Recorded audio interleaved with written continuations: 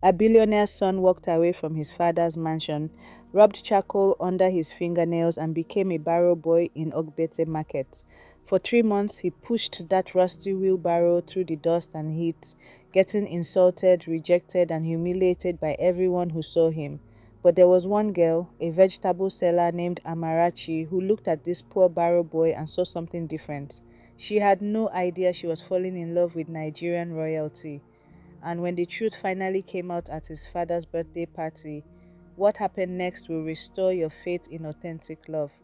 If you've ever wondered if true love still exists in our material world, hit that subscribe button right now, because this story from the heart of Igbo land will change everything you believe about love, status, and seeing people for who they really are. Let me take you to the Emerald Hills of Enugu, where money flows like palm wine and status glitters brighter than gold. Behind gates that cost more than most people's houses, in a mansion so vast it could swallow 3 family compounds, lived Prince Obinna Chukwueloka Madu. This wasn't just wealth, this was generational power. His father, Chief Madu, was a billionaire oil magnate whose name opened doors from Abuja to Dubai. Obinna's birthdays were televised events. His sneakers were custom made in Italy. He flew to Paris for brunch and returned before dinner. His garage, a museum of exotic cars. Bentleys, Lamborghinis, a Rolls Royce with plates reading Madu Jr. His bedroom was larger than most apartments, complete with a cinema screen and a ceiling that changed colors with his mood. But here's what nobody knew about Prince Obinna. Despite having everything money could buy, he was dying inside. Every woman who claimed to love him was really in love with his last name. They laughed at his jokes only when champagne was flowing. They called him baby only after seeing his diamond watch.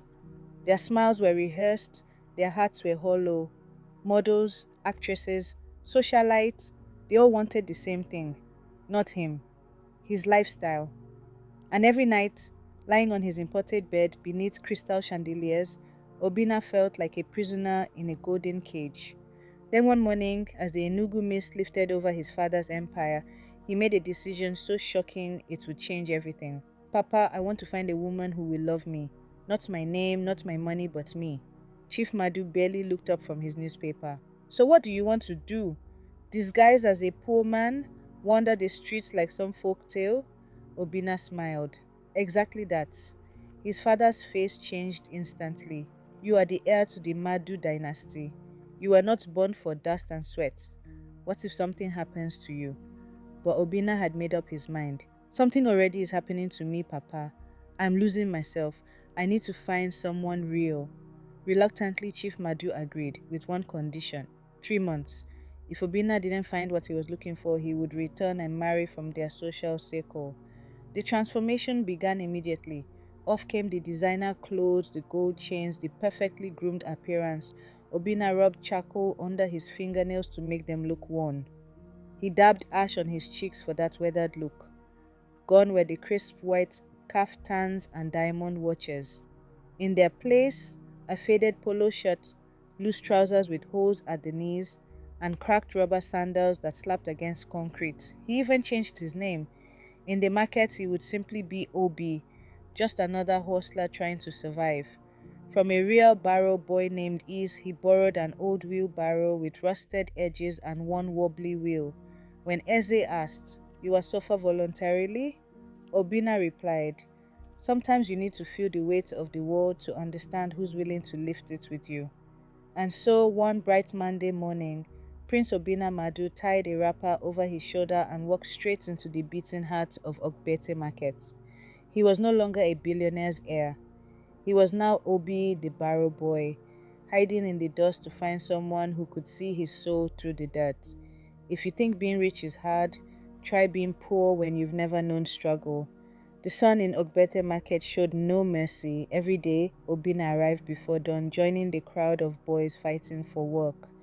"Come carry this bag of rice, help with my gari." He jostled with the others, dragging his rusty barrow through puddles, dodging falling tomatoes, getting pushed aside by impatient traders. His back ached like fire. His hands developed blisters that burst and bled. By noon, he reeked of sweat and dust. But the physical pain was nothing compared to the daily humiliation. One afternoon, he offered to help an elegant woman in expensive lace. She looked at him with disgust and spat at the ground. "Please don't stain my wrapper with your poverty." Another day, he smiled at a beautiful perfume seller. "Hello, you look like the weekend itself," she scoffed. "Barrow Boy, abeg push your wheel to where they appreciate poverty. I'm not your class." Even his friend Eze laughed. "Omo, Obi, these market babes, they humble us all." For 3 weeks, it was rejection after rejection, insult, dismissal, being treated like he was invisible. But Obinna pressed on, not with hope, with curiosity. He wanted to see if anyone would love him when he had nothing to offer. Then one Thursday, everything changed. She stood under a torn umbrella, arranging vegetables on a wooden table with the precision of someone who understood the value of every tomato. Amarachi. She wore a simple wrapper tied firmly at her waist, sweat dotting her forehead like morning dew. Her hair was packed in a net cap, and her hands moved with purpose, pricing, sorting, calculating, without ever looking tired. But what struck Obinna wasn't her beauty, it was her fire. She argued boldly with stubborn customers, but gave extra onions to old women who couldn't count their coins properly. She laughed loudly, not the fake sweetness he knew from his old world, but the honest laughter of someone with nothing to prove. There was truth in her voice, and it hit him like a cool breeze through intense heat. That day, he offered to help her carry 2 baskets of ugu leaves. She squinted at him suspiciously. "You want to carry it for free or for flirting?" He chuckled. "Both, if you don't mind," she smirked. "Barrow boys now want to marry customers, eh?" But she let him carry the basket, and the next day, and the week after that. Slowly, the walls began to fall. During quiet afternoons, they shared roasted corn under her umbrella. Amarachi told him about her late father, a bricklayer who died trying to build a house he never got to live in. She spoke of her dream to own a clean, tiled shop with proper price tags and air freshener. Obinna listened. He didn't interrupt. He didn't offer solutions or money. He just saw her. And something unexpected happened. This girl who had nothing became everything to him. She liked him, she said, because he was humble. "You don't boast like other boys with their fake gold chains acting like kings." "I feel like I know the real you." "The real him?" Obinna's heart twisted.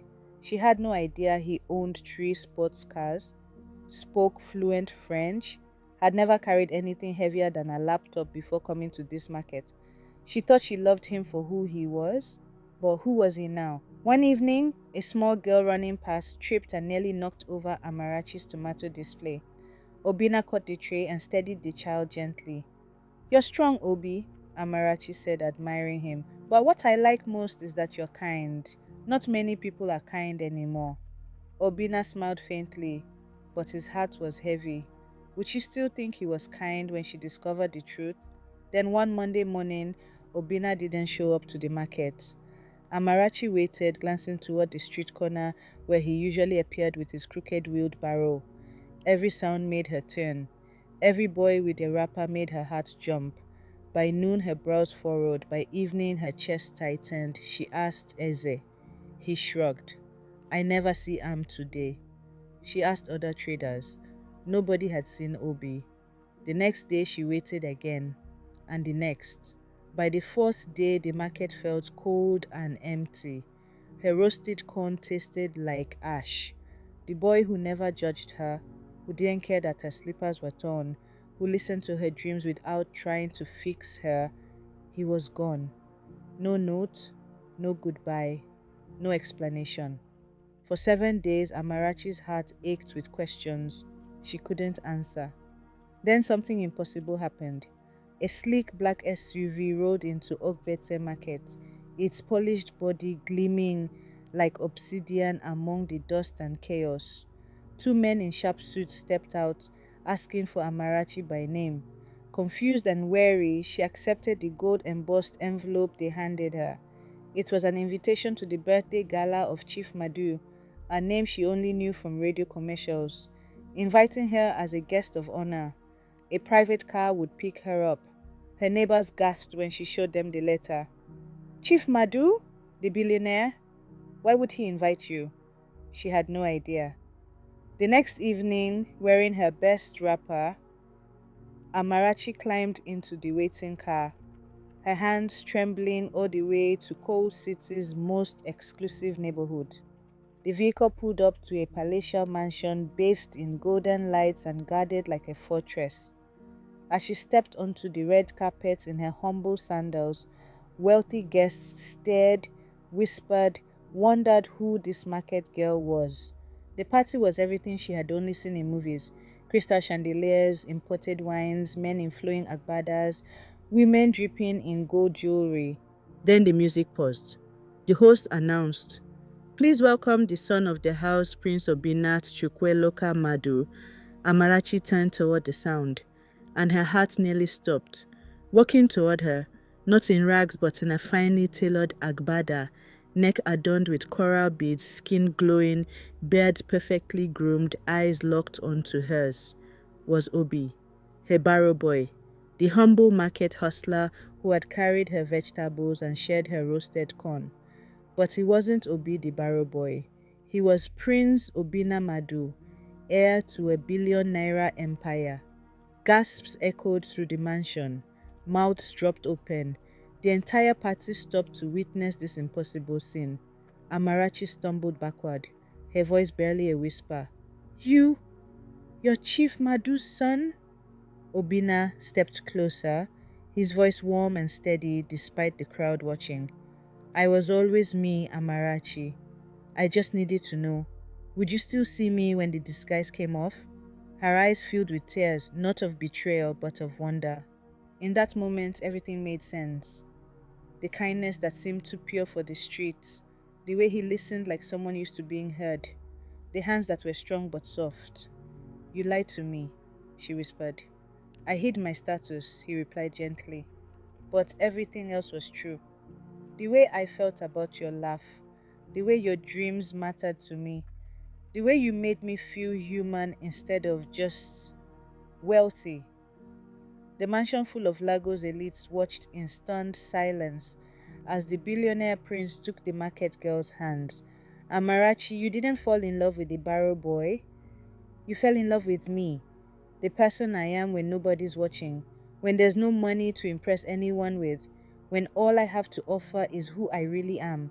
She looked into his eyes, the same eyes that had watched her arrange vegetables, that had lit up when she laughed, that had seen her dreams as valid and beautiful. "And I fell in love with you," she said, her voice growing stronger. "Not because you were poor, but because you were real." From that night forward, their love story became legend in Enugu. The market girl and the billionaire prince, not divided by class, but united by authenticity. Amarachi got her tiled shop, but she also got something more valuable: a man who had chosen her not for her beauty or status, but for her heart.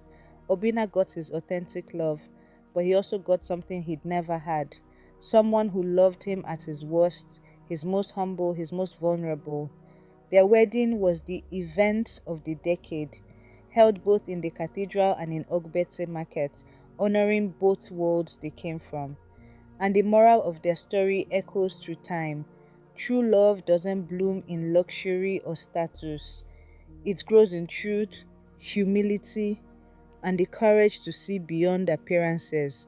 Sometimes the greatest treasures are hidden in plain sight.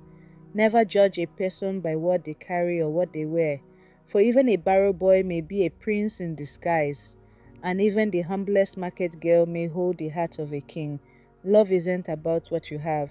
It's about who you are when you have nothing left to prove. If this story touched your heart, hit that like button and share it with someone who needs to believe in authentic love again. Subscribe for more incredible stories that prove real love still exists in our modern world. And tell me in the comments, that do you think Obinna was right to disguise himself, or should love be built on complete honesty from the start? Because somewhere out there, your authentic love story is waiting. The question is, Are you brave enough to be real enough to find it?